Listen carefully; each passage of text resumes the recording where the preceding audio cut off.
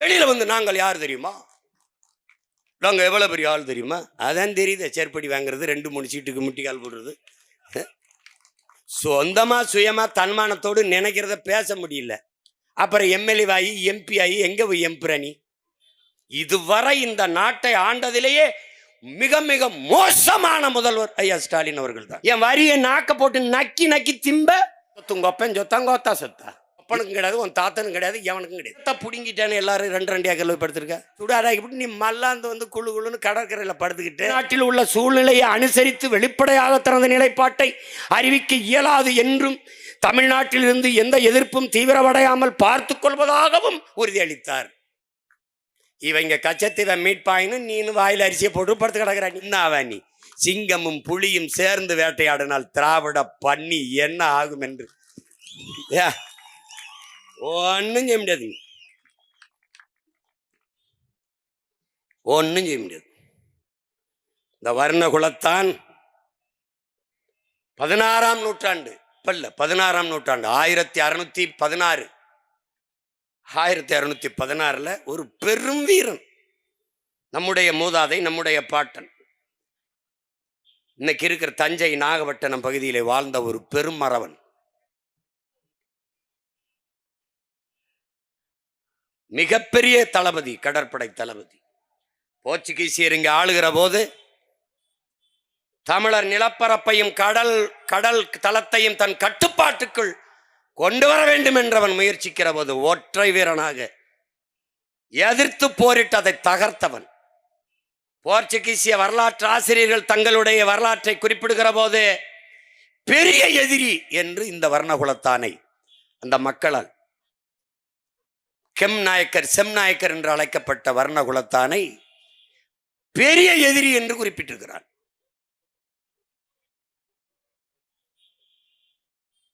போர்க்குண காதலன், போரையே காதலித்தவன் எழுதியிருக்கான், போர் காதலன் எழுதியிருக்கான்.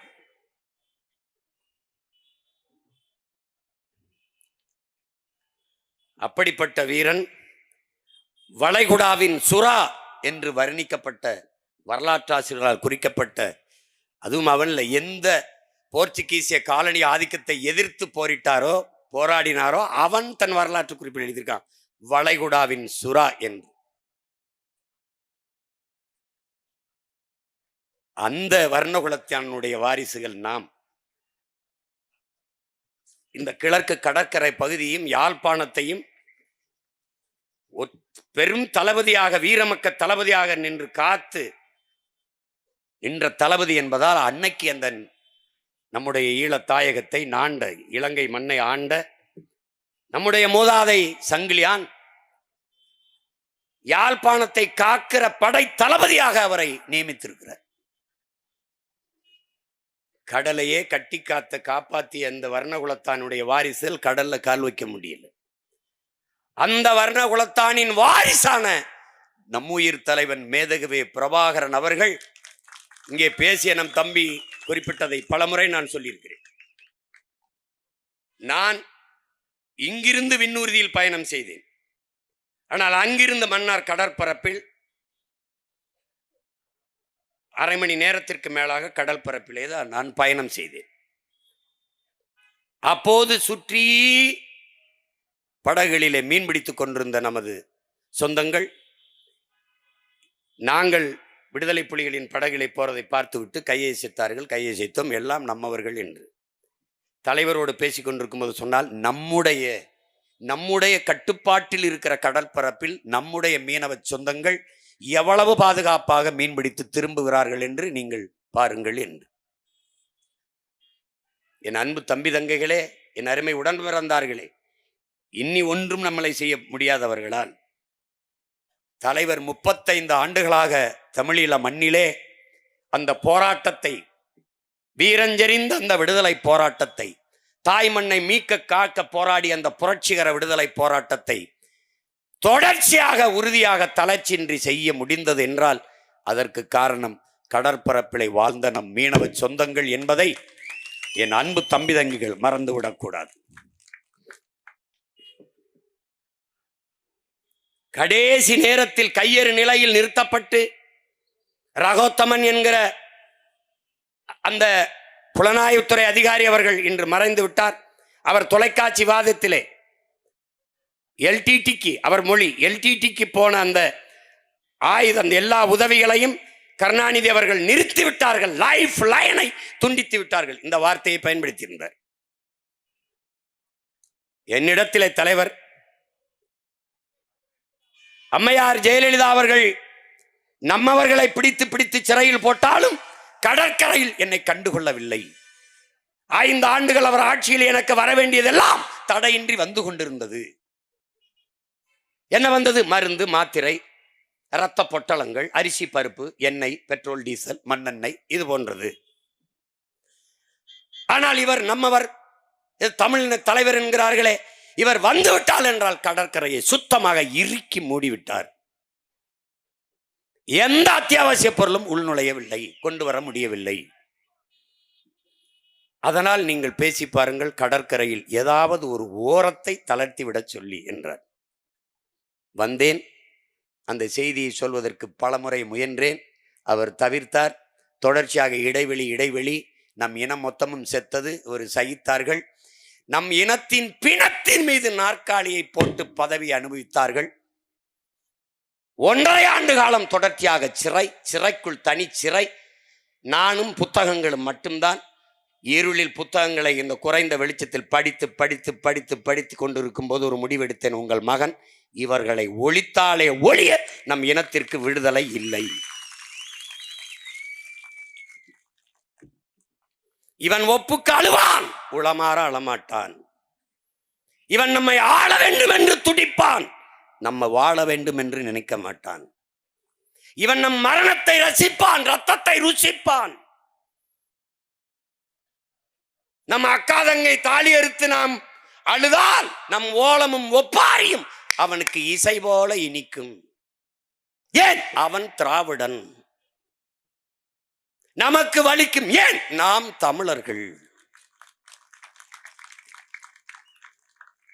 நிலம் வேறு, தொழில் வேறு, ஆனால் மொழியும் இனமும் ஒன்று, ரத்தமும் சதையும் ஒன்று. அதனையும் புரிஞ்சுக்கணும். அவன் தொழிலால் மீனவன், நான் தொழிலான் வேளாளன், நான் செய்கிற தொழிலால் குயவன், நான் தொழிலால் வண்ணான், நான் தொழிலால் மருத்துவன், நான் தொழிலால் தச்சன். ஆனால் மொழியால் இனத்தால் நாங்கள் தமிழர்கள். ஒத்தது அறிவார் உயிர் வாழ்வார், மற்றெல்லாம் செத்தாரில் வைக்கப்படும்கிறான் வள்ளுவ பெருமகனார் தந்தர்லிய மறைமொழியிலே. பல ஆயிரம் ஆண்டுகளுக்கு முன்பு நமது பாட்டனார் பாடி வைத்திருக்கால் என்னது? ஒத்தது அறிவார். என்ன அறிவான்? வண்ணான் இருக்கணும், குயவன் இருக்கணும், நாவிதன் இருக்கணும், நல்லா கொஞ்சிக்கணும், மீனவன் இருக்கணும், வேளாண்குடி இருக்கணும். எல்லோரும் இருந்தால்தான் சமூகம் வாழ முடியும். ஒருவன் தயவு உதவி இல்லாமல் வாழ முடியாது. இதை எப்படி சொல்றான்? இதை உணர்ந்தவன் ஒத்தது அறிவான் உயிர் வாழ்வான், மற்றெல்லாம் செத்தாரில் வைக்கப்படுவான். செத்து போன பிணம்டான்ட்டான். இப்ப ஏன் நாங்கெல்லாம் கூடியிருக்கோம்? அந்த குரலுக்கு பொருள் தெரியும். ஒத்தது அறிந்தோம், வாழ்க்கைக்காக கூடியிருக்கோம். அங்க வந்து பறையரினுடைய பஞ்சமி நல மீட்புக்கு போறான்னாங்க. பறையரெல்லாம் எங்கள் கூட நிற்பாருங்கிறது இல்ல. மீனவ மக்களின் உரிமைக்காக போராடுகிறார்கள். மீனவர்கள் எங்கள் கூட நிற்பார்கள் என்பதற்காக அல்ல. நாங்கள் மீனவர்களோட நிற்கிறோம், பறையர் பெருங்குடிகளோட நிற்கிறோம், மீனவ சொந்தங்களோட நிற்கிறோம் என்பதை காட்டுவதற்காக உங்கள் பிள்ளைகள் நாங்கள் நிற்கிறோம். ஓட்டுக்காக அல்ல, நாங்கள் பிறந்த நாட்டுக்காக நிற்கிறோம். அவ்வளவுதான். குறையை கேட்கிற இடத்தில் இல்லாமல் குறையை தீர்க்கிற இடத்தில் வைக்கமா வேணாமா என்பது முடிவெடுக்க வேண்டியது என் மக்கள். ஆனால் இப்போது நாங்கள் செய்கிற வேலை என்பது எங்கள் பிறவி பணி, கடமை. ஒரு நாடு மிகப்பெரிய துணைக்கண்டம், மிகப்பெரிய கடற்படை இராணுவத்தை நிறுத்தி இருக்கிறது. ஒரு அடிப்படை கேள்விகள் தானே. பாதுகாப்பு பணியை இந்திய கடற்படை இராணுவம் செய்கிறது. இந்திய கடலுக்குள் யாரிடமிருந்து யாரை பாதுகாக்க? இந்த கேள்வி எழுமா இயலாதா? உன் சொந்த நாட்டு மக்களை அதை நீ சொல்லிரு. நீ என் நாட்டு மக்கள் இல்லைன்னா நாங்க எங்க வேலையை பார்த்துக்கிறோம். எங்க அண்ணன் ஏர்போர்ட் மூர்த்தி சொல்ற மாதிரி எப்படி பாதுகாக்கணும்னு எங்களுக்கு தெரியும். விட்டுரு எங்களை. ஆனால் நீ வாக்கை கேட்கிறாய், அது இனிக்குது. என் வரியை கேட்கிறாய், அது இனிக்குது. ஆனால் என் வாழ்க்கை மட்டும் ஏன் உனக்கு கசக்குது? ஏன் கசக்குது? என் ஓட்டு இனிக்குது, என் உரிமை ஏன் கசக்குது? அப்ப எப்படி? இவ்வளவு பெரிய ராணுவம் ஒரு முறையாவது தன் நாட்டு குடிமக்களை சுடும்போது தடுத்து காத்து காப்பாற்றியது என்ற செய்தியை அறிவார்ந்த தமிழ் சமூக தம்பிதங்கைகள், என் சொந்தங்கள் படித்ததுண்டா? இல்லை. ஒருபோதாவது சிறை பிடிக்கும் போது தடுத்து காத்து மீட்டது என்ற செய்தியை படித்தீர்களா? இல்லை. அப்ப வலிமை மிக்க இந்திய கடற்படை ராணுவம் அங்க என்ன கபடி விளையாடுதா இல்ல பல்லாங்குழி ஆடுதா? யாரிடமிருந்து யாரை பாதுகாப்பு பணியை செய்கிறது? ஒரு சின்ன நாடு. ஒரே ஒரு முறை என் மீனவனை தொட்டா என்றால் பொருளாதார தடை, உன்னோட வர்த்தகம், தொழில், ராணுவம் எந்த ஒப்பந்தமும் கிடையாது சொன்னால் தொடுவானா? தொடமாட்டான். ஏன் இவன் சொல்ல மாட்டான்? சாவவன் தமிழன், சகித்துக் கொள்வான். ஏனால் இந்தியர்கள் திராவிடர்களுக்கு தமிழும் தமிழர்களும் பகைவர்கள். எந்த இடத்தில் உன் உரிமைக்காக உன் உணர்வை மதித்து உன் உயிரை மதித்து நின்றிருக்கிறான் சொல்லு. காவிரி காங்கிரஸ் திமுக இல்ல காங்கிரஸ் பிஜேபி இல்ல கம்யூனிஸ்ட் நிலைப்பாடு. முல்லை பெரியாற்று உரிமை காங்கிரஸ் கம்யூனிஸ்ட் பாரதிய ஜனதா இந்த கட்சிகளின் நிலைப்பாடு ஒன்னும் இல்லை. கச்சத்தீவு மீட்பு கொடுத்ததுதான். தம்பி கூட பேசலாம், அதேதான் சொல்லும். யாருடைய சொத்து? உங்க அப்பன் சொத்தா, உங்க அத்தா சொத்தா? இது என் தாத்தா சொத்து. சேதுபதி மன்னனுடைய என்னுடைய பரம்பரை நிலம். தம்பி துரைமுருகன் சொன்ன மாதிரி இந்தியாவை நீ துண்டாட விடுமுகிறாய். நாங்கள் இந்திய நிலப்பரப்பை பெருசாக்க ஒரு முறை எடுத்து என் தாய் நிலத்தோடு சேருங்கிறோம்.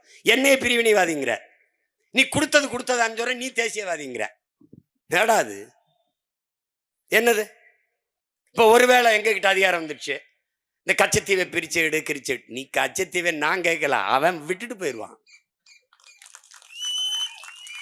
அவனுக்கு தெரியும். இலங்கை கடற்படைக்குள்ள சீன இருக்கான், நம் மீனவர்களை தாக்குறான். செய்தி பார்த்துக்க, பத்திரிகையில் இருக்கு, நீங்க இன்னும் கூட இருக்கு, படிச்சுக்கலாம். அடிக்கிறான், சிங்கள ராணுவ வீரன் அடிக்கிறான்.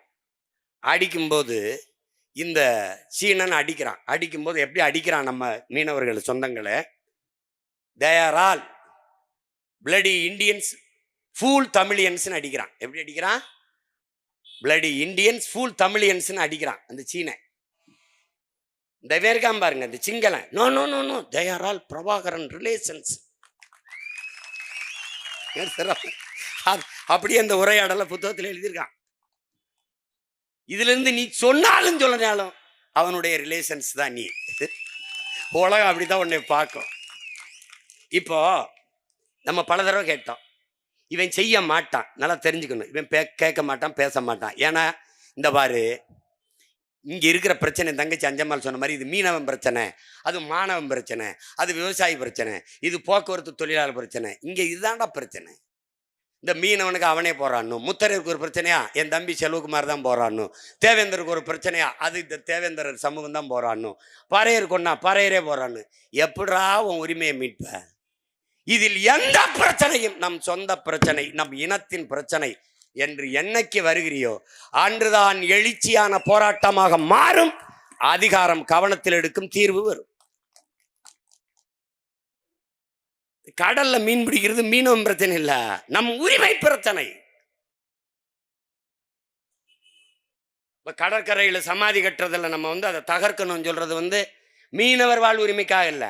கடற்கரை தமிழனுடைய கடற்கரை, என்னுடைய பொது சொத்து. அது எவனுக்கும் கல்லற கிடையாது. அது உங்க ஒப்பனுக்கும் கிடையாது, உன் தாத்தனுக்கும் கிடையாது, எவனுக்கும் கிடையாது. கடற்கரை கடற்கரை தான். இந்திய நாட்டிலே இந்த நாட்டை ஆண்ட பிரதமர் எவனும் கடற்கரையில் படுத்திருக்கானா? இந்திய நாட்டில் எத்தனை மாநிலங்கள், அத்தனை மாநில முதலமைச்சர் கடற்கரையில் படுத்திருக்கானா? நீ என்னத்தை புடுங்கிட்டேன்னு எல்லாரும் ரெண்டு ரெண்டு ஏக்கர்ல படுத்திருக்க? இல்லை எங்க பாட்டனை போல விடுதலைக்கு செக்கு இழுத்தியா, இல்ல தூக்குல தொங்குனியா, இல்லை சிறை வெட்டியா, மிதி வெட்டியா? ஒன்றும் பண்ணல. அப்ப அது கடக்கும்போது நமக்கு ஒரு வெறி வரும்பாரு. எங்களையெல்லாம் தூக்கி சுடுகாட்டில் போட்டு நாட்டே சுடாதாக்கிட்டு நீ மல்லாந்து வந்து குழு குழுன்னு கடற்கரையில் படுத்துக்கிட்டு சேட்டை தானே இது. நாமெல்லாம் பேராசைப்பட்டு எல்லை தாண்டி போனோம். நீ என்ன பட்டு அங்கே படுத்திருக்கிற? என்னது? ஒருத்தன் கேட்க மாட்டான், ஒருத்தன் கேட்க மாட்டான். எல்லை தாண்டி மீனவன், கேரள மீனவன் வந்துறான். ஏன் அவனை நீ கைது பண்ண மாட்ட? ஏன் சுட மாட்ட? ஏன்னா அவனுக்கு பெத்தவன் அப்பன், எனக்கு மத்தவன் அப்பன். தொடா பாப்பம்ங்கிறான். இங்க பேசி என் தங்கை அனீஸ், என் தம்பி இம்மா எல்லாம் பேசினாங்க. இத்தாலி கடற்படைங்க, கேரள மீனவன் 2 பேர் படகுல போற போது எச்சரிக்கிறாங்க. அவன் கடற்படை எச்சரிக்கிறான், கிட்ட வர்றான், வேற எது எதிரி படையோ உளவுப்படை தெரியல, சுட்டுறாங்க. சந்தேகத்துல சுட்டுறான். 2 மீனவன் செத்துறா. உடனடியாக அந்த அரசு தண்டம் விதிக்குது.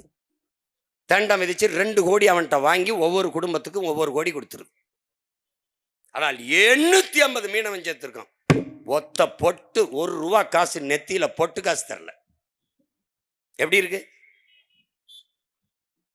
மீனவன் பிடித்து வந்த மீனுக்கு இருக்கிற மதிப்பு மீனவன் உயிருக்கு இல்லை. இங்க அதான் பிரச்சனை.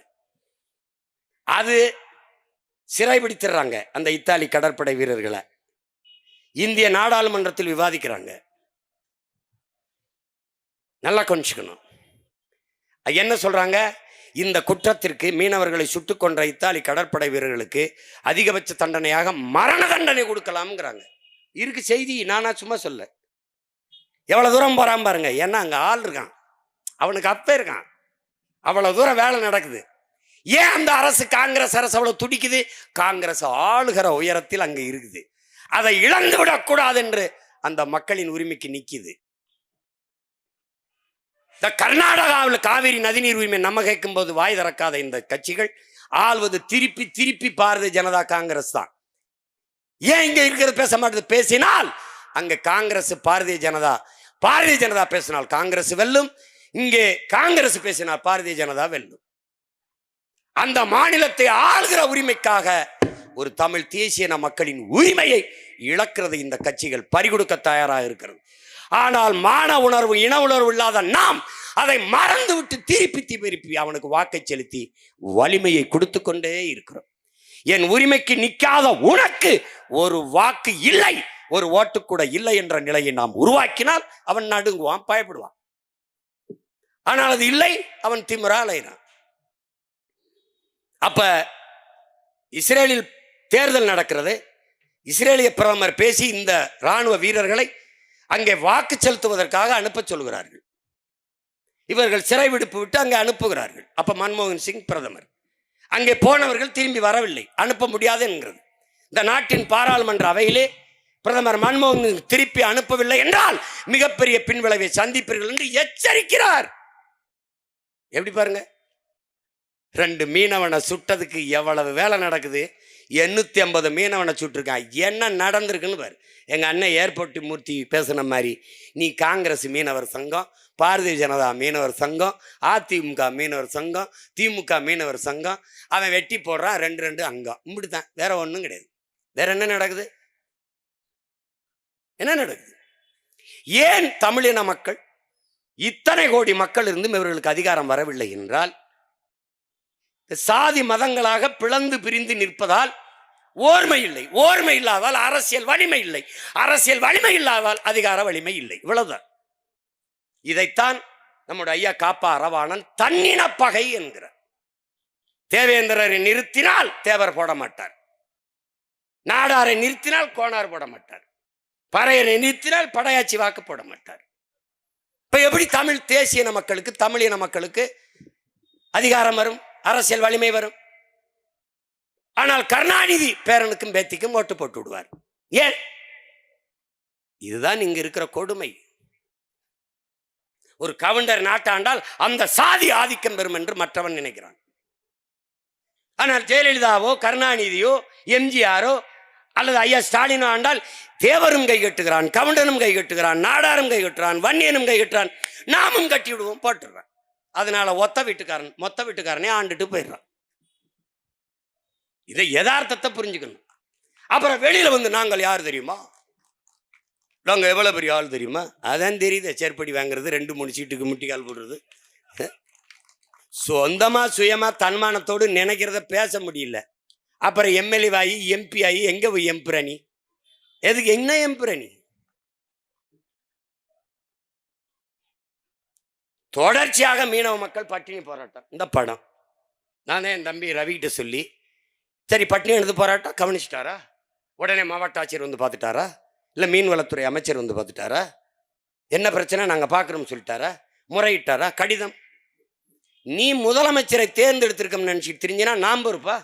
நீ போஸ்ட் மாஸ்டர் தேர்வு பண்ணியிருக்க.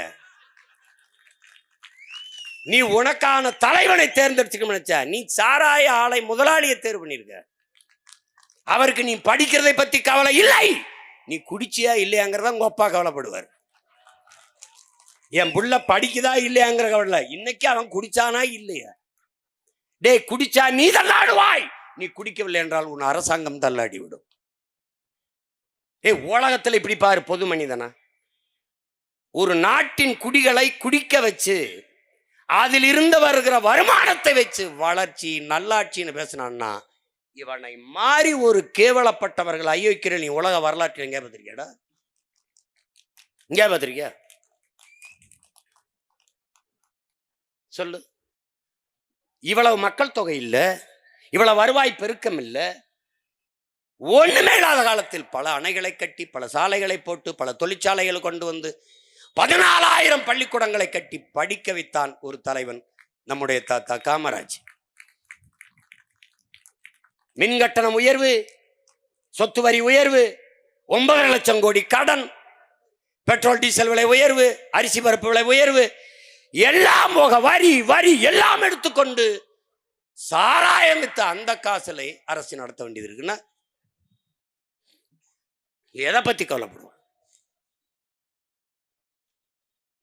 மிக கொடுமையான ஒரு காலகட்டத்தில் நாம் மாத்திக்கிட்டோம். இதுவரை இந்த நாட்டை ஆண்டதிலேயே மிக மிக மோசமான முதல்வர் ஐயா ஸ்டாலின் அவர்கள் தான்.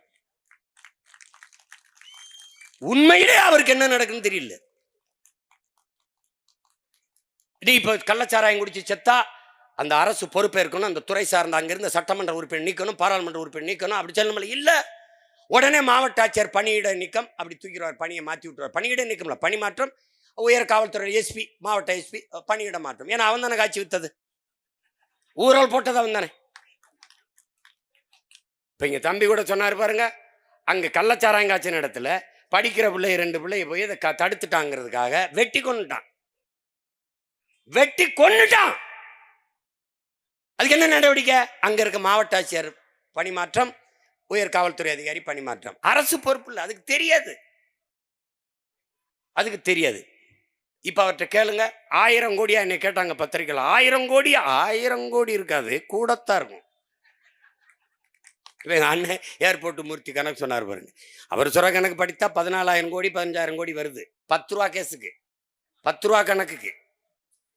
இந்த ஒரு இடத்துல தாண்டா தமிழ்நாட்டில் என் உடன் பிறந்தானே உற்பத்தி செய்கிறவனும் விற்பனை செய்கிறவனும் ஒரே முதலாளி இருப்பது டாஸ்மார்க்ல மட்டும்தான்.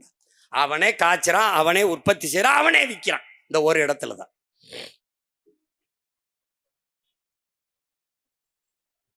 நம் மக்கள் வலிமை மிக்க வாக்கை வைத்திருக்கிற போது இந்த மக்களின் உரிமைக்காக வாழ்வுரிமை பாதுகாப்புக்காக நிற்கவில்லை என்றால் ஒரு வாக்கை கூட பெற முடியாது என்கிற நிலையை நாம் உருவாக்கவில்லை என்றால் அவன் நம்மளை மதிக்க மாட்டான், நமக்கு இந்த பிரச்சனைகளுக்கு தீர்வு காண மாட்டான்.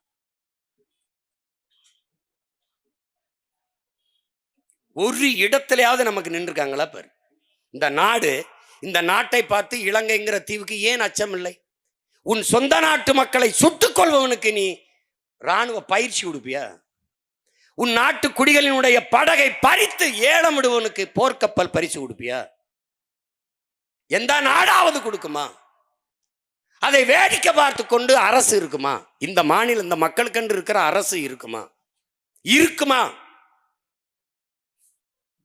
சொல்லுங்க.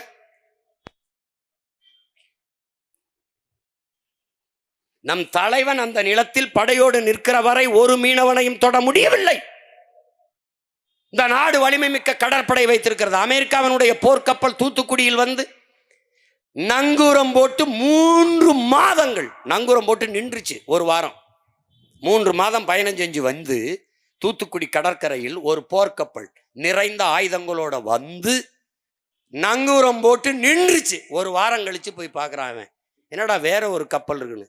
என்ன நீ புடுங்கண்ணா, நீ ஒரு ரேடார் வச்சு என்ன கண்காணிச்சா, வலிமை மிக்க கடற்படை வச்சு பாதுகாப்பு பணி என்ன செஞ்ச? அவன் என்ன பண்ண, நீ எந்த கொம்பனிடுறா, நான் வந்து நிக்கிறேன் பாடுறான்னு உள்ள வந்து நங்கூரம் போட்டு நின்ட்டான். கப்பல் நிறைய ஆயுதம். நீ என்ன பண்ண, அந்த ஆயுதத்துல அந்த கப்பல்கள் இருந்த 2 வீரனை கைது பண்ணி உள்ள போட்ட.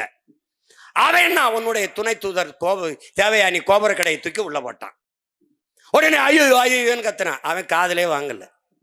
அவன் என்ன சொல்ல வரான், நீ எந்த கொம்பனா விடுறா, என்னை ஒண்ணும் பண்ண முடியாதுன்னு வந்து கட்டான். ஆனால் அதே அமெரிக்க போர்க்கப்பல் ஒற்றை மகன் அந்த நிலத்தில் நிக்கிறவரை கூட நுழைஞ்சானடா. மொத்த சீனா மொத்த இலங்கையும் ஆக்கிரமித்து நிற்கிறது. மறுப்பவர் எவர்? கச்சத்தீவிலே சீன கூடாரம், சிங்கள வீதிகளிலே வணிக நிறுவனங்களின் பெயர் பலகைகளில் சைனீஸ் எழுத்துக்கள். இங்கே வட இந்தியன் பணி செய்வது போல அங்கு முழுக்க சீனர்கள் வேலை செய்கிறார்கள். அம்மந்தோட்டா இதே இதே இதே கடற்படை தளத்திற்குத்தான். நெப்போலியன் சொல்லுகிறான், என் உடன் பிறந்தார்களே, பிரிட்டிஷ் கால்வாய் எனக்கு கிடைத்தால் 1 மாச காலத்தில் உலகத்தை வென்று முடிப்பேன். ஆனால் இலங்கையிலே திரிகோணமலையே அந்த கடற்பரப்பு எனக்கு கிடைத்தால் ஒரே வாரத்தில் உலகத்தை வென்று முடிப்பேங்கிறான். அப்பதான் யார எங்கடா இருக்கு திருகோணமலைன்னு கவனிக்கிறான். அது யார்கிட்ட இருக்கு? நம்முடைய தலைமையிட்ட இருக்கு, நம்முடைய தாய் நிலத்தில் இருக்கு. இயற்கையில் அமைந்த எல்லா நாடுகளையும் இணைக்கக்கூடிய ஒரு கடற்படை தளம், ஒரு துறைமுகம். அந்த இடத்தை சீனா குருவிக்குது. இந்த பாரு, நான் சத்தியம் பேசுறேன் என் தலைவன் மேல ஆணைய. தலைவர் வந்து என்ன பேசுது, 36 லட்சம் கோடியை கொடுக்குறேங்குது, நாடை அடைஞ்சு குடிக்கிறேங்குது, நீங்களே அதிபரா இருந்த ஆளுங்குது. தலைவர் கேட்கிறாரு, இதுக்கு நான் என்ன பண்ணணும்னு. அதுல 25 ஏக்கரை அந்த திரிகோணமலை கடற்பரப்புல 30 ஆண்டுக்கு லீஸுக்கு ஒத்திக்கு கொடுங்குது. சரி, யோசிக்கலாம், போயிருது. திருப்பி அமெரிக்கா அதே தேவை, அதே ஆஃபர், அதே டிமாண்ட், அதே தேவையை வைக்குது. சீனா என்ன சொல்லுதோ அதே சொல்லுது. அதிபராக்கிறோம், உங்களுக்கு விடுதலை பெற்றுக் கொடுத்துறோம், நீங்க ஆளுங்க, எங்களுக்கு அந்த கடற்பரப்பு மட்டும் கொடுங்க. சரி, தலைவர் அனுப்பிடுறாரு. திருப்பி முக்கியமான தளபதிகளை கூப்பிட்டு உட்கார்ந்து பேசுறாரு. என்ன செய்யலாம்? சில தளபதிகள் சீன தயவுல நம்ம நாடு அடைஞ்சுக்கலாம், பக்கத்தில் இருக்க நாடுன்னு. சில தளபதிகள் சீனா பக்கத்தில் இருக்க அடிக்கடி மூக்க நீட்டும், அமெரிக்கா பெரிய நாடு, அது தயவுல அடைஞ்சுக்கலான்னு. இப்ப இங்க ஒரு தலைவன் இருக்கான், நம்ம உயிருக்கு உயிரான தலைவன் சொல்றாரு, இது 2ல எதை செஞ்சாலும் இந்தியாவுக்கு எதிராக வந்துரும்லங்கிறாரு. இந்தியாவுக்கு எதிராக வந்துவிடக் கூடாது என்று நினைத்த தலைவனுக்கு எதிராக இந்தியா நின்றதுதான் வரலாற்றில் பெருந்துரோகம். தலைவர் மறுத்தார், ராஜபக்சே ஏற்றான், இறங்கிட்டான். அவனுக்கு எல்லா உதவியும் செஞ்சு நம்மளை அழிச்சான். இன்னைக்கு இலங்கையை அவன் கைப்பற்றிட்டான். அதே கடற்படை தளத்தை, அதே திரிகோணமலையை 90 ஆண்டுக்கு 900 கோடிக்கு லீஸுக்கு எடுத்து அம்மந்தோட்டாவில் கடற்படை தளத்தை அமைத்து விட்டான். நீ ஒன்னும் செய்ய முடியாது. நீ என்ன செஞ்ச? பாகிஸ்தான் போர் தொடுப்போம், பாகிஸ்தான் நாடே இருக்காது. ஏன்னா வேறு பெரிய சண்டை, சின்ன பையன். ஒரு வல்லாதிக்கத்தின் அழகு எளியோனோட மோதுவதில்லை. உலகத்திலே கொடுமையான வன்முறை, ஒருவனை அடித்தால் திருப்பி அவன் அடிக்க மாட்டானா, அவனை அடிப்பதுதான். அவன் அப்படி அடிப்பான். பாகிஸ்தான் அப்படின்பா, அமெரிக்கான்னா பேசி தீர்த்துக்கிடுவோம், சீனான்னா பேசிக்கிடுவோம். அருணாச்சல பிரதேசத்தை என்னுடைய மாநிலம் என்கிறான். தொட்டு பாரா, சொல்ல பாப்போம். அந்த மாநிலத்தின் நடுப்பகுதியில் நின்று நாட்டின் பிரதம அமைச்சரை பேச சொல்லிடுறா பாக்குறேன். சொல்லு பாப்போம், பேச சொல்லு. 41 கிராமங்களை எல்லாம் அவன் ஆக்கிரமிச்சா, அவன் பேரை வச்சுட்டான், சீனா பேர்களை. கொஞ்சம் கொஞ்சமா 100 கிலோமீட்டர் 200 கிலோமீட்டருக்குள்ள அவன் கொஞ்சம் கொஞ்சமா அந்த எல்லை வேலியில நகர்த்தி கொண்டே வரான். கேட்க யார் இருக்கா? இதேதான் நேரு அவர்கள் வட இந்தியாவில் ஒரு பகுதியை எடுத்து வட இந்திய நிலப்பரப்பில் சீனாவுக்கு தாரை வார்த்தார். அதேதான் இதை எடுத்து தாரை வார்த்து கொடுத்தார் அம்மையார் இந்திரா காந்தி. அன்னைக்கு பாராளுமன்றத்தில் என் தம்பிகள் குறிப்பிட்டது போல ஒரே ஒரு மகன் நம்முடைய தாத்தா மூக்காயத்தவர் அவர்கள், வரலாற்றில் பெருந்துரோகத்தை நீங்க செய்கிறீர்கள். நான் நாடாளுமன்ற உறுப்பினராக இருக்கிற ராமநாதபுரத்திலே என்னுடைய மக்களுக்கு நீங்கள் துரோகம் செய்கிறீர்கள். மீனவ மக்களின் வாழ்வாதாரத்தை பறிகொடுக்கிறீர்கள். உங்கள் அப்பா செய்த வரலாற்று தவறை நீங்கள் செய்கிறீர்கள். அம்மையார் இந்திரா காந்தி அவர்களே, கச்சத்தீவை கொடுக்காதீர்கள் என்று முழக்கமிட்ட ஒரே மகன் நம்முடைய தாத்தா தேவர் தந்த தேவர் மூக்கையத்தவர் அவர்கள் தான். பேசுனா இந்த பார், நான் சொன்னா நீ நம்ப மாட்ட. இங்க பார், இந்த கச்சத்தீவு இலங்கைக்கு கொடுப்பது சம்பந்தமான விவாதம் வருது. எப்ப இருந்து? இலங்கை விடுதலை பெற்றதுல இருந்து அதை கேட்டுக்கிட்டு இருக்கான் அவன், கடற்படை தளம் அமைக்கிறதுக்கு. அப்ப 1961 10/5/1961 பிரதமர் நேரு சொல்றாரு பாரு, இந்த சின்ன தீவின் பேரில் எனக்கு எந்த அக்கறையும் இல்லை. யாருக்கு? அவங்க அப்பஞ்சத்து இல்ல. ஏய், நான் சில சமயம் நானா பேசும்போது நம்ப மாட்டேன் தான் அதை எடுத்து படிக்கிறேன்.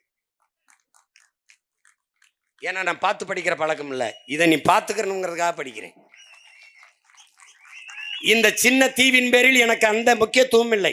மேலும் அதன் மீதான நமது உரிமையை விட்டு கொடுப்பதில் எனக்கு எந்த தயக்கம் இல்லை. ஏன்? அவருக்கு அது சம்பந்தம் இல்லை. பாரு ஐயா பெருமகனார் நேரு, அடுத்த ஒரு தானே தலைவர், தன்மான தலைவர் டாக்டர் கலைஞர், முத்தமிழறிஞர். பாரா, இங்க பாரா, கீழே பாரா. 1973 அக்டோபர் 15-16 இதில் கொழும்புவில் இந்திய ஸ்ரீலங்கா அரசுகளினிடையே பேச்சுவார்த்தை நடத்தப்படுவதற்கு முன்பே அக்டோபர் 13-14 தேதிகளில் அன்றைய தமிழ்நாடு முதல்வர் மாண்புமிகு தமிழின தலைவர், தன்மான தலைவர் டாக்டர் கலைஞர், முத்தமிழ் அறிஞர், வித்து பிழைத்தவர், அவர்கிட்ட பாராடே முத்தமிழறிஞர் கருணாநிதியிடம் கலந்து ஆலோசிக்கப்பட்டுள்ளது. ஸ்ரீலங்கா அரசுடனான பேச்சுவார்த்தையில் அதனுடைய செய்திகள், அதாவது சாரம் அனைத்து முதல்வருக்கு தெரிவிக்கப்பட்டு கொண்டே இருந்தது.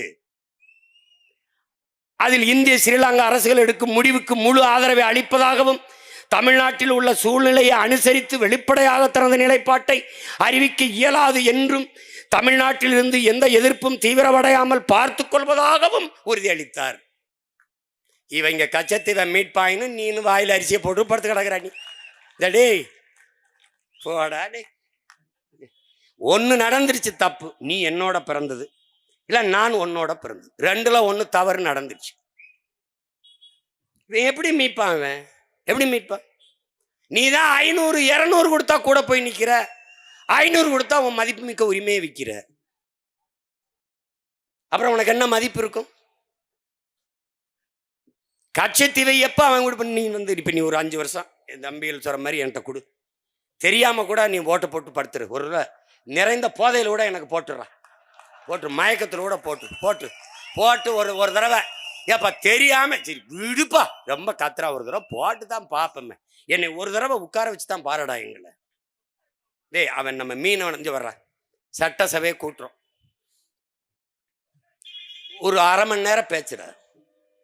இந்த நாடு நாடாவதற்கு முன்பே நிலைத்து வாழக்கூடிய பூர்வீக மக்கள், இந்திய நாடு எங்கள் நாடு, பாரத நாடு, பைந்தமிழர் நாடு, கச்சத்தீவு எங்களுடைய தாய் நிலம், எங்களுடைய பாட்டன் எங்கள் மூதாதை சேதுபதி மன்னனுடைய சொந்த நிலம், தமிழரின் தாய் நிலம். அதை இலங்கை சிங்கள அரசிற்கு தாரை வார்த்து கொடுத்து விட்டது அன்றைய காங்கிரஸ் அரசு, அம்மையார் இந்திரா காந்தி. எங்களுடைய வாழ்வுரிமை பறிபோய் விட்டது. கச்சத்தீவு எனக்கென்றால் கடல் பரப்பு தூரம், கச்சத்தீவு அவனுக்கென்றால் கடற்பரப்பு அவனுக்கு தூரம். அதனால் கச்சத்தீவை மீட்க வேண்டும். தொடர்ச்சியாக மீனவ சொந்தங்கள் படுகொலை செய்யப்படுவதும், படகுகள் பறிக்கப்படுவதும், வலையை கிழித்து சிறைப்படுத்தப்படுவதையும் பார்த்து கொண்டு சகித்து கொண்டு தன்மானமிக்க தமிழ் மக்கள் வாழ்வதில் அர்த்தம் இல்லை. என் அக்கா தங்கச்சி தாலி அறுப்பதை பார்க்க நாங்கள் இந்த பதவிக்கு வரவில்லை. தாலி அறுப்பவன் தலையை அறுப்பதுதான் மான தமிழ் மக்களின் மானமும் வீரமும் ஆரம். அதனால் இந்திய பேரரசிற்கு, இந்திய ஒன்றிய அரசிற்கு நாங்கள் ஒரு கோரிக்கையை வைக்கிறோம். கச்சத்தீவை திருப்பி எடு. முடியாது. இலங்கை உங்கள் நட்பு நாடு, சிங்களர்கள் உங்கள் நண்பர்கள் என்றால் நான் யார்? ஹூ ஐ ஆம்? நான் யாரு? ஹூ ஆம் ஐ? நான் யாரு உனக்கு சொல்லு, நான் யாரு? இலங்கை சிங்கள நண்பன் என்றால் நான் யார்? என்னையை தாண்டி இலங்கை உனக்கு நட்பு நாடு, சிங்களன் உன் நண்பன் என்றால் அவனை வைத்துக்கொள், என்னை விட்டுவிடு.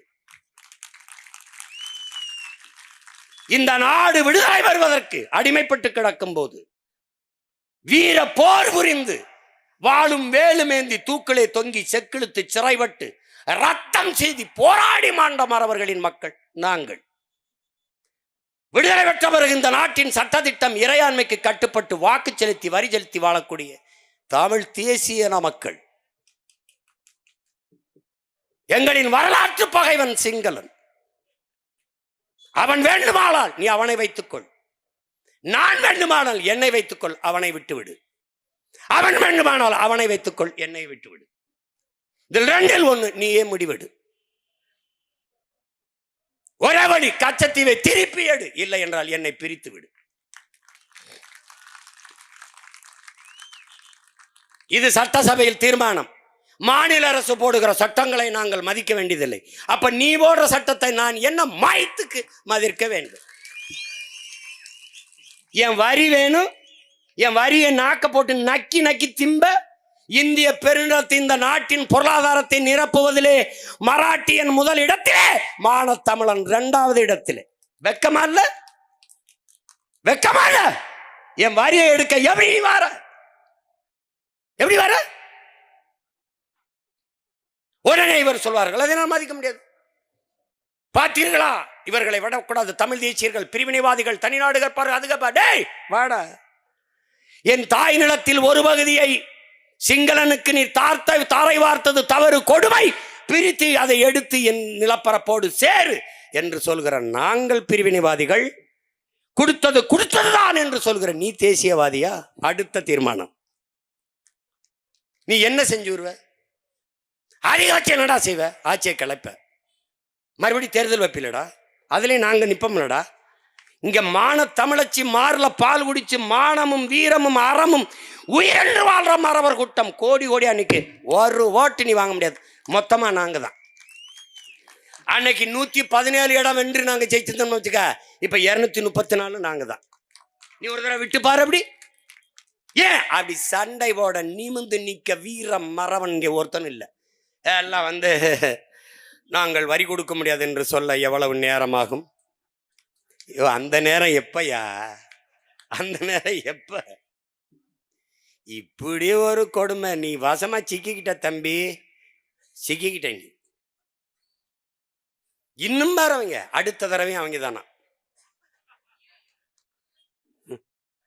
டேய், என்ன பாடுபட்டாலும் இவங்களை ஒழிச்சு போடணும்டா.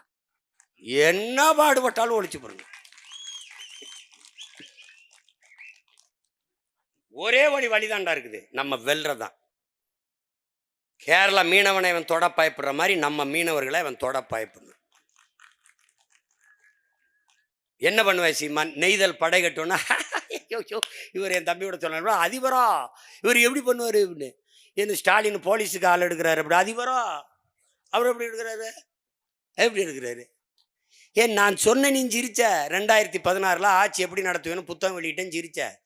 அதை பினராயி விஜயன் நெய்தல் படைன்னு ஒன்று கட்டி அது பேரணியில் அவர் போய் வணக்கம் செலுத்துறார், ரசிக்கிறார். நெய்தல் படை கட்டிட்டார், நாம நெய்தல் படைன்ட்டோமா? அதை அப்படியே காப்பி அடிக்கக்கூடாதான்.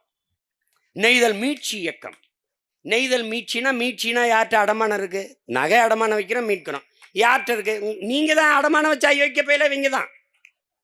யார்கிட்ட? நம்ம சொன்னா பரவாயில்ல, மீட்கணும்டான்னு. இவங்க மீட்சி இயக்கம். எங்கப்போ நம்ம சொல்றோமா அது மக்கள் அதை ஆதரிக்கிறானா? அதனால அதுக்கு ஒரு வார்த்தை. இப்பதான் முதியோரே பாக்குறாங்க. அன்பு சோலை என்று முதியோர் காப்பகம். இவனால் முதியோர்களே இல்ல.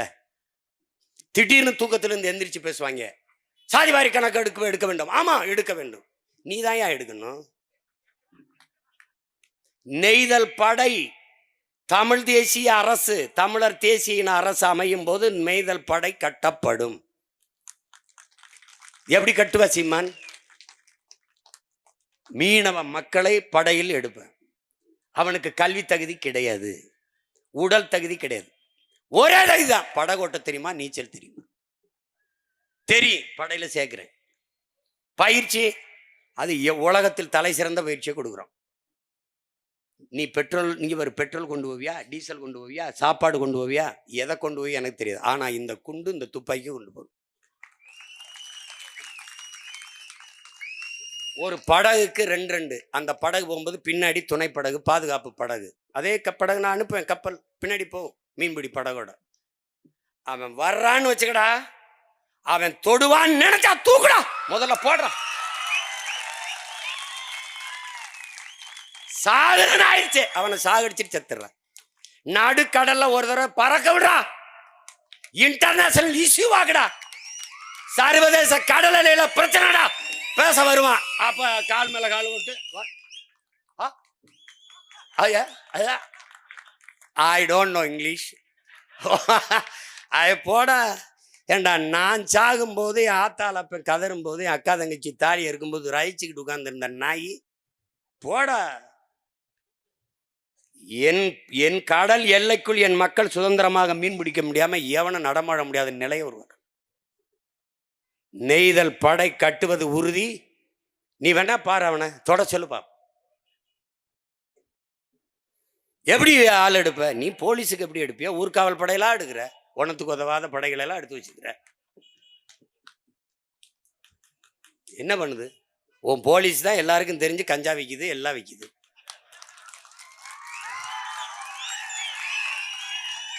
நீ சட்டம் ஒழுங்கு பெரிய காவலருங்கிற, நாளைக்கு எத்தனை பேர் சாவான்னு தெரியல. எவன் வெட்டுப்பட்டுச்சாவன், இவன் குத்துப்பட்டுச்சாவன், உயிரோடவே சீருடையோட போலீஸ் எரிச்சு போட்டு போறேன், ஒன்றும் கேட்கல. போலீஸ் ஒரு காவலரை எரிச்சு உயிரோட கொளுத்தி விட்டு போயிட்டான். இப்போ நாம நாட்டை பாதுகாக்கிறோம் இல்லையோ, முதல்ல போலீஸை பாதுகாக்கணும். நம்ம பிரச்சனை அதுதான், நமக்கு இருக்கிற பிரச்சனை அதுதான் பெரிய பிரச்சனை இருக்கு. மீனவர் வாழ் உரிமை என்பது மீனவ மக்களின் உரிமை என்று நீங்கள் எண்ணுவதை கைவிடுங்கள். தமிழ் பேரினத்தின் உரிமை என்பதை நீங்கள் கவனத்தில் வச்சுக்கணும். இந்த அரசுகள் செய்யாது. செய்வதென்றால் எப்போ செஞ்சிருக்கலாம். அவனுக்கு நம்ம உரிமையை பற்றியோ, உயிரை பற்றியோ, உணர்வை பற்றியோ, வாழ்க்கையை பற்றியோ அவனுக்கு கவலை கிடையாது. அவனுக்கு கூறி நம்ம வாக்கு தான். அப்ப நாம செய்ய வேண்டியது, இப்ப நம்ம எத்தனை கேள்வி எழுப்புறோம். குஜராத்தில் ஒரு மீனவனை பாகிஸ்தான் கடற்படை கைது பண்ணிச்சு. இங்க கூட என் தம்பி பேசினான், பகை நாடு உனக்கு பாகிஸ்தான், விளையாட்டுல கூட நீ ஒன்னா நிக்கிறது இல்லை. ஆனால் அந்த நாட்டு ராணுவம் உன் நாட்டு மீனவனை சுட்டுக் கொண்டது ஒன்றா? இல்லை, கைது செஞ்சிருக்கு. ஒரே ஒரு முறை குஜராத் மீனவனை சுற்றுச்சு, தெரிய ஒரு தவறுதலா துட்டுச்சு. உடனே என்ன பண்றான், படையை பூரா கொண்டு நிறுத்தி எந்த நேரமும் போர் தொடுக்கலாம்ங்கிற பதட்டத்தை உருவாக்குற. ஒரு மீனவனுக்கு நான் 850 மீனவனுக்கு நீ எடுத்த நடவடிக்கை என்ன? ஒரு மீனவன் சாவுக்கு இந்த நாட்டின் வெளியுறவுத்துறை அமைச்சர், பாதுகாப்புத்துறை அமைச்சர், பிரதம அமைச்சர் ஒரு கண்டனமாவது, ஒரு வருத்தமாவது தெரிவிக்க வேண்டாமா? இல்லை. குஜராத் மீனவனை கைது செய்து கொண்டு போகிற போது விரட்டி போய் இந்திய கடற்படை ராணுவம் தடுத்து மீட்டு கொண்டு வருகிறது. அதை வரவேற்கிறோம். அதை போல எங்க மீனவர்களை சிறைபிடிக்கும் போது ஏன் தடுத்து மீட்டு கொண்டு வரவில்லை? ஏன்? என் மீனவனை மொட்டையடிப்பது எனக்கான அவமானம் இல்லை, இந்த நாட்டை ஆளுகிற தலைவர்களுக்கான அவமானம், இந்திய பெருநாட்டிற்கான அவமானம். ஒரு சின்ன தீவு, ஒரு 4 மாவட்ட அளவு வைத்திருக்கிற ஒரு நாட்டுக்காரன் இவ்வளவு பெரிய நாட்டின் குடிமகனை மொட்டையடித்து இழிவுபடுத்துறான் என்றால் அது எனக்கான மொட்டை இல்லை. நாட்டை ஆளுகிற பிரதம அமைச்சர், ராணுவ அமைச்சர், உள்துறை அமைச்சர், இந்த நாட்டின் முதலமைச்சர், இவர்களுக்கான அவமானம் தானே ஒழிய எங்களுக்கு ஒன்றும் இல்லை. இந்த நாட்டின் மக்களின் நிர்வாணம் என்பது தேசத்தின் நிர்வாணம், நாட்டிற்கான அவமானம் ஒழிய எங்களுக்கு இல்லை. இவர்கள் அதை பற்றி கவலை கொள்ள மாட்டார்கள். அது அவர்களுக்கு அதை பற்றி அக்கறையும் இல்லை, அதை பற்றி தேவையும் இல்லை. தேர்தல் வரும்போது மீனவ மக்கள் அவர்கள் எங்க, என் தம்பி என் தங்கச்சி ஜெனிஃபர் சொன்ன மாதிரி ஒரு மீனவ பிரதிநிதி 40 பேர்ல ஒரு மீனவ பிரதிநிதி சொல்லு எங்கே? இதை மாற்றுவதற்கு, இந்த கொடிய காயத்தை ஆற்றுவதற்கு நமக்கு இருக்கிற ஒரே வாய்ப்பு தமிழ் பேரின மக்களின் ஓர்மை. சாதிய மத உணர்ச்சியை பின்னுக்கு தள்ளி நாங்கள் தமிழர்கள் என்கிற இன உணர்ச்சியை முன்னுக்கு நிறுத்தும் போதுதான் தமிழ் தேசிய இன உணர்வு பிறக்கும். அந்த இன உணர்வு பிறக்கிற போது தமிழ் தேசிய இன மக்களுக்கான அரசியல் வலிமை பிறந்துடும். இப்ப நாங்க மொத்தமா உட்கார்ந்து இருக்கிறதே எத்தனை பேருக்கு பதட்டமா இருக்கு? இப்ப இதிலே எல்லாரும் பேசும்போது நேரம் பத்தல. இன்னும் 40-50 பேர் வெளியில இருக்காங்க. அவங்கள ஒரு நாள் வச்சு விடிய விடிய மாநாடு போடுவோம்டா. ஒரு நாள் காலையில 10 மணிக்கு ஆரம்பிச்சு ராத்திரி 10 மணி வரைக்கும் பேசுவோம். தனித்தனி மாந்தர்கள், தனித்தனி தமிழர்கள் ஒரே நோக்கத்துக்காக பேசுகிறார்கள். பல்வேறு நிலப்பரப்புகளில் பிரிந்து பிளந்து வாழ்ந்தாலும் ஒரு தாய் பிள்ளைகளாக இணைந்து இன உணர்வுக்காக, இன மக்களின் நலனுக்காக நிற்கிறார்கள் என்பதை காட்டணும். இந்த ஓர்மை தொலை தூரத்தில் இருக்கிற தமிழ் தேசிய இன பிள்ளைகளுக்கு ஒரு பெரிய உற்சாகத்தையும் நம்பிக்கையும் கொடுக்கும்.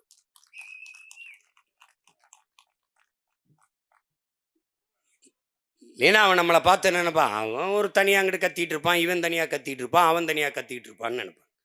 அப்படி கிடையாது. ஒரு உயர்ந்த நோக்கத்திற்காக ஒன்றிணைந்த நாங்கள் நிற்போம் என்பதை காட்டுவதற்காக இந்த தொடர்ச்சியாக இந்த தமிழின மக்கள் நாங்கள் ஒருங்கிணைந்து இந்த மக்களின் பிரச்சனைகளை முன்னிறுத்தி நாங்கள் போராடி வருகிறோம்.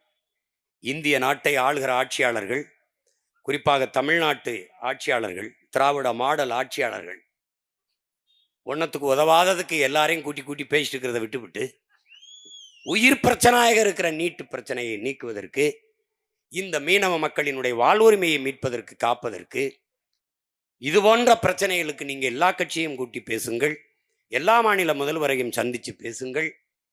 மீனவர் வாழ்வுரிமையை, மீனவர் மீன்பிடிக்கிற உரிமையை அதை பாதுகாத்து கொடுங்கள்.